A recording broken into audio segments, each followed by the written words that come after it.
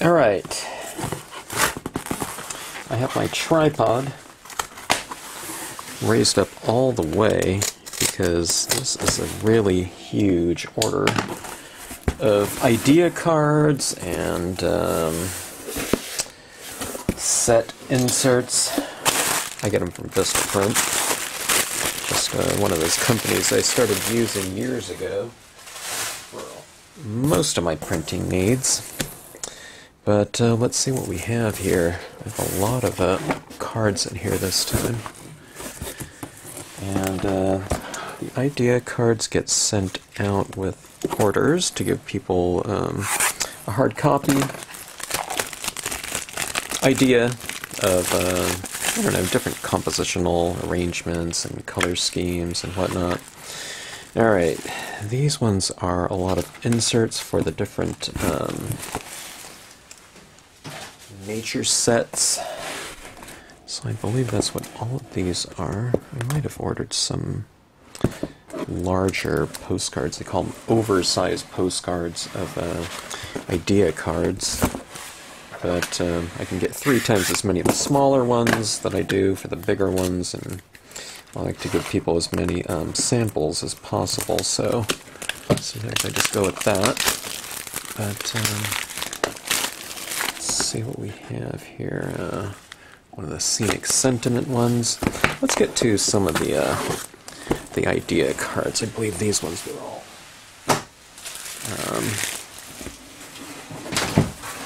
inserts. So let's take a look at this. A lot of these are reorders, but some of them are some of the recent scenes from the latest tutorials. Here's one. Alright, Moonlight is Sculpture. This one originally is more like one of these size ones. Okay, this one's a half page, this one's like a quarter page, you know. But I had it reduced down. I figured people will get the gist of how these stamps have been used on here. I still have this little strap on there. I'm going to just leave that on there. But this one was a nice textural composition featuring the spooky, maybe I'll take this out, spooky cloud and spooky moon out of that set. They're available individually as well, but just a really simple composition here. I mean, this is just using 2 different stamps in the foreground, just repeated right here. This one's repeated 5 times, twice for the top of the leafless pine. And I had this area in here that was blank. I didn't really leave it blank for any reason when I first stamped out the composition, as far as the background stamps went, but it was perfect for a quote stamp in here. So I have a lot of quotes that are kind of sky-based on those scenic sentiment ones, and I thought it really went well with that. So I don't know, there's a certain mood that you can kind of get from doing kind of these monochromatics or monotone pieces, you know, when it comes to black and white. There's something I find kind of dreamy, you know, dreamlike. You know, they say we dream in black and white. A lot of people say they dream in color, so I don't know which one. But there is something kind of more dreamlike about black and white kind of photography and movies, I think. Just for the fact that we see in color, so it's kind of otherworldly to do that. Alright, this is one of my favorite scenes from one of my favorite stampers, Anna Karin. And wow, this was done in 2014, but Layers of Ink blog spot, okay? Check out her blog sometime, but just a really fantastic application of some of the flower textures that are on one of the nature sets. Those textures are something that I did a long time ago, and she really utilized them here the way I envisioned them. She did them in embossing, so really fantastic look. And another quote from the Scenic Sentiment sheet. I'm not sure which sheet that is, but I like this right here. Look at that little bit of the old fence stamp to go along with the cabin. So, you know, using bits and pieces for elements that you want. But I don't know. Talk about a different kind of spirit than something so monotone. You know, you have this one right here with just so many, this kind of rich color palette that really looks three-dimensional on there, doesn't it? All right, let's move on here. Let's see what we have. I really love getting these back from the printer and checking them out. Like I said, a lot of these are readers. I've probably talked about this one before, but this one was a video on the value of value. Okay, maybe it wasn't a video, but I did this for an old website called stampersquest.com, and I just wanted to really push forth the idea of changing values within given areas. Okay, I talked about that recently on one of the videos that I did, talking about the treatment of objects and how to vary the values within each object. So instead of coloring in like that mountain all one mono value, all brown or something like that, or the cabin all brown, or the green grass just all the same green, it's just leaving some areas on each one of the objects in space or whatever, and you know, this distance, or what do you call it, representational distance, different values. So here's, you know, we can look at this as 4 different areas. Okay, we have sky, mountain, cabin, and this grass area right here. But you'll notice how there's a range of values within each object or space. So back here, light blues or white, lighter blues, darker blues. This is kind of a pinkish brown, but we have lighter values and darker values within that mountain. The cabin right here, it's really easy to do on structures. Just make the vertical sides darker than the rooftop. Okay, and in the grass down here, we have lighter values of green, yellow, and darker values of it. So just changing your values really takes a scene from something kind of basic to something that looks a lot more complex, and it's just simply by just not coloring as much. So this is not harder to do than coloring in the whole area brown. What you just do is you leave areas light in some areas. It doesn't really matter which part of it you do. You just vary it. Okay, and that's not a hard thing to do. What I tell people is, you know, people that have a hard time with lighting, I just say, hey, just color less. Okay. You know, it's not doing anything more, it's just doing less. Okay? And you can see what I'm talking about, like in here. Here's this area of sky. We have this area in here. There's darks and lights in here. This could just be all that color blue, but I just leave some of it lighter. So, you know, that's my little secret there, and it's just a really easy type of thing to do. You have to kind of train yourself a little bit differently, though, because a lot of coloring, what you know, in other types of stamping, it's where a lot of people are kind of coloring in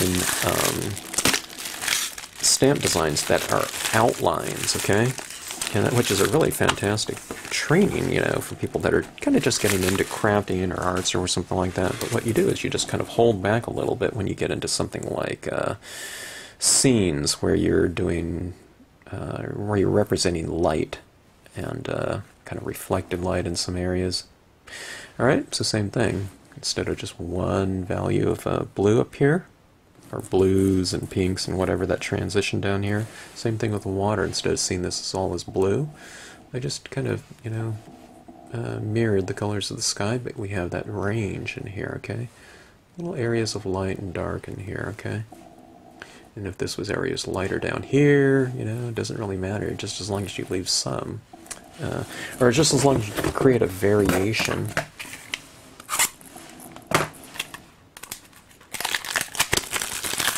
So, in other words, doing a little bit less makes you look really good. Alright, super early to think about Halloween, but I don't know. We're done with the first quarter here right now. This is one of my favorite Halloween scenes done by Darcy Bruno back in 2009. But look at what the cool thing that she did.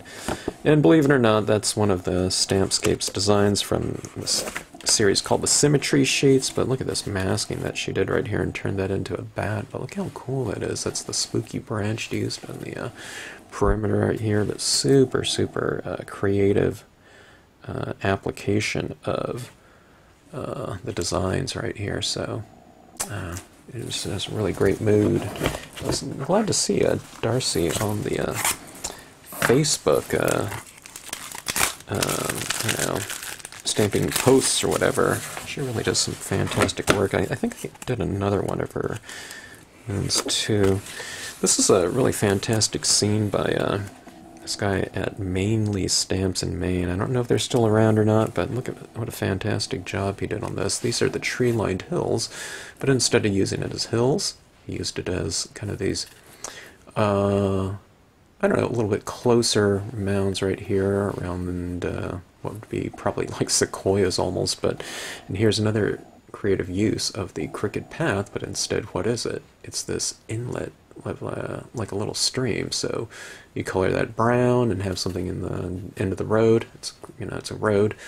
You color it in blue and it becomes a stream. So that's, you know, really making use of the designs. Background hills become more of these foreground ones around these trees right here. But a really fantastic look right here.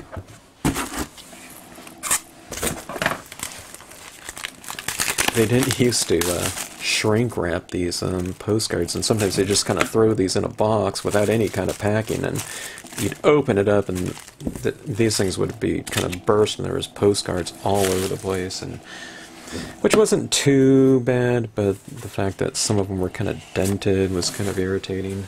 And man, this is a really big company, but they sure don't know how to pack things. I'm sure they got a lot of complaints. That's why they shrink wrap them now. Reorder from one of the video lessons. Really like all this kind of texture down here and the tiny rocks created, but variation. So we have dark light in the sky, dark light in the water. Even this little area of sand, we have kind of dark light in there, and right here you can see where it's darker and lighter. So just leave a little bit of light in every little object that you're coloring, and it will give you kind of this indication of light and reflected light. And I don't know, you'll amaze your the recipients of your cards, you know, wondering, how did you do that? How did you create that light in there? They think you added the light back into a darker field, you know, with some like pigmenting or something, or bleaching effect or something like that. And when you tell them, no, you just kind of, that's done on a white piece of paper and I just didn't color that area, they'll kind of look at you and think, huh? You know, but we'll keep that as our little secret. All right, land right here, lighter area there, darker area there, light, dark, right? And down here in the water, it's light and dark around there.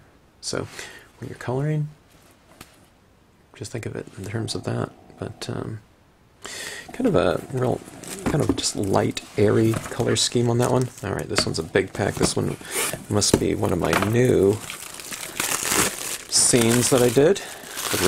On this reorder, I ordered more of the newer ones, because I know not everyone, or no one has these new ones, new scenes. But here's a scene that I did in one of the, I don't know, it turned out to be a series of like 5 videos or something like that. It's crazy. It kept going on forever, but color always nature always wears the colors of the spirit. And I'm looking at this, I'm really happy with this reproduction here. That looks really true to the original colors that were used. And of course it's on glossy cardstock, just like the one I stamped on, so it's a really good I don't know, rendition or whatever, printing of the original. So I don't know. This one is one where I didn't use a gel pen or any pigment ink in here. And I tell you, that's really rare these days because I really love using that stuff. But this one, it would have detracted from it, I thought. Or normally, I don't know, a few little dots or whatever. I was tempted on that one. I thought about putting like one star up in the sky, but I thought, that's not what it's about. It's about, you put that quote down like that, and it really becomes kind of the theme of the piece, you know, the dominant theme. So I just wanted to leave it as just about those colors. Alright. This is not coming off easy. Alright, I have a smashed postcard right here. Get rid of that one, but alright, let's take a look at this one. Alright, my blues aren't quite as vibrant in the reproduction, but that's not too bad though, you know, in terms of a reproduction. Sometimes it's hard to catch the blues when you do that, when you convert to, I call it CMYK in printing from the RGB. I have no idea what that stands for in scanning these things off and showing it on the computer, so not as vibrant, but not too bad. It has like the little nuances, but the brightness of the colors and intensity, that one's pretty good down there. But anyway, I really like this one right here. I like the mood that it creates. I really like using something really like worm's eye view contrasted against, you know, deep space imagery. So it's like, you know, the farthest objects that you can possibly get in deep space, and then you have something like right in front of your face, like this branch right here, you know, it's like a fern or something like that, something very delicate in front of you. But I don't know, I really like that one there. Vistaprint had a sale on postcards, and that's really when you have to order these things these days, because their prices went up so much from kind of their early days. They were, I don't know, they were probably just trying to get business, so they had incredible deals going on. Okay, let's see what we have here. I didn't order these too long ago, but you know, I forget what I ordered. Okay. This one is one where the original, again, was a half-page scene. This is a quarter page, so it's reduced greatly, but not too bad. My blues on the other one are more intense, but this one right here has a spiral galaxy, and kind of playing around with a lot of gel pen marks in here. And I'm looking at, that's the type of thing that I look for when I get it back in terms of the reproductions. You know, can I see like those little dots that were laid down in there? And I can, so pretty good printing of that. Not too bad. And let's see. I love skies. And that's what that video series was kind of about. And how to, I don't know, really bring them to life, and, you know, different color scheme options and whatnot. Okay, let's see what we have here. This is the last one. Purple haze, get it. Alright. I'm just looking at this. I don't do just all purple scenes too often. That was my favorite color when I was a kid. If you ask me now, I don't know what it is. It'd be one of the cooler color schemes, though, like a deep, super deep blue, or I still like purple too, but I was crazy about purple when I was a kid. I'm sure the purple crayon in the set was always kind of the smallest. I don't think I had colored pencils back in the day, but things like that. Crayons or wherever purple would come. It was always worn out or dried out in terms of like a watercolor. Those multi-packs of multiple colors of pens, so yeah. But anyways, what I like about something like this now is that I have my multi-pack of gel pens, so it has many different hues of, I keep showing this. I get a kick out of this gigantic pack of gel pens, you know. But you can see how many different purples are in there. Some of them are glitter versions, and some of them are metallics, and what do they call it? Regular and neon. So it's like 4 different types of gel pens in addition to the range of hue. But you can go in and embellish in here, you know, like these little tiny highlights and kind of sparkles in there, and you can kind of relate it to, you know, the colors out of your color scheme, so you have a little bit of a warm tone in here on brownish and the cabin and light, a little bit on the lid too.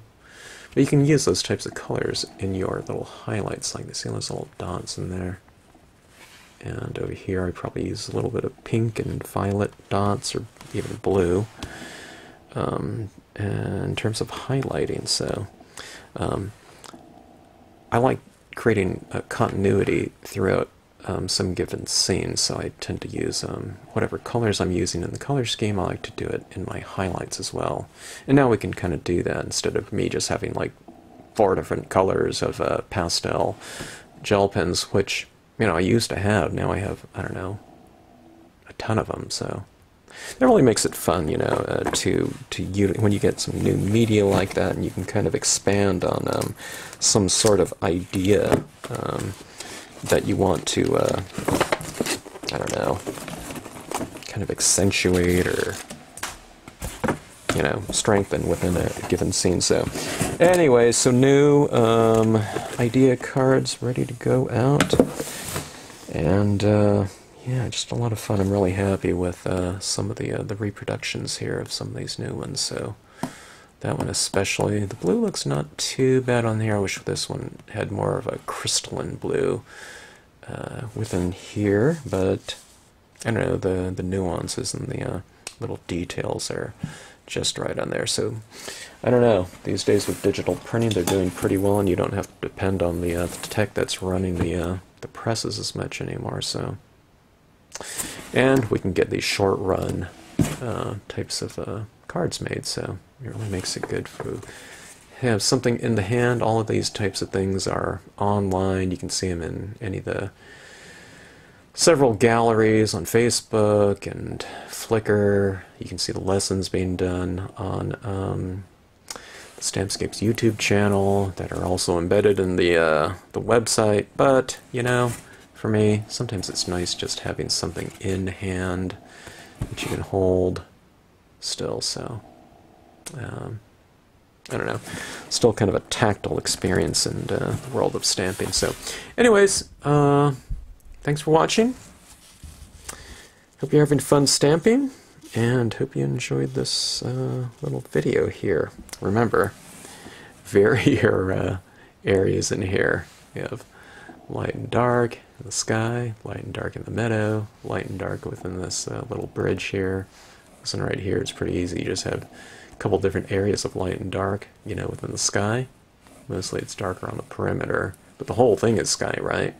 So it's, here it is light in the middle, but I kind of break it up a little bit with light, dark, light.